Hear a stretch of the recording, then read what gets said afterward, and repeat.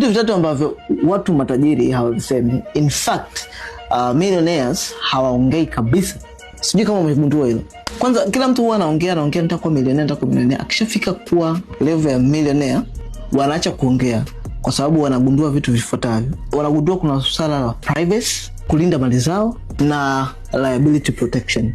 Namna gani wanaweza kujizuia kuweza kuwajibishwa kwenye kila jambo ambalo wanalifanya. So eventually wanajikuta wanakuwa kimya. They don't talk, millionaires. First of all, I'll share chochote na wewe. Kati ya vitu ambavyo hawaviongelei sana ni pamoja na ni kiasi gani kidogo wanacholipa kwenye kodi, namna gani wametengeneza corporate structure, na namna gani wameiweka kwa strategy kiasi kwamba inawasaidia wao kwenye kurun biashara zao, na namna gani wanaweza kutengeneza pesa nyingi, na mwisho namna gani wanaweza kufanya investment. What do you think rich people wana invest wapi?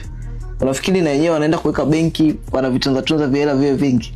Kama wewe jinsi ambavyo unafanya, umeambiwa kwamba ukitunza hela zako unakuwa tajiri. Mpaka ukifikisha miaka 60 au 70 ndio utakuja kuwa tajiri baadaye. Oho.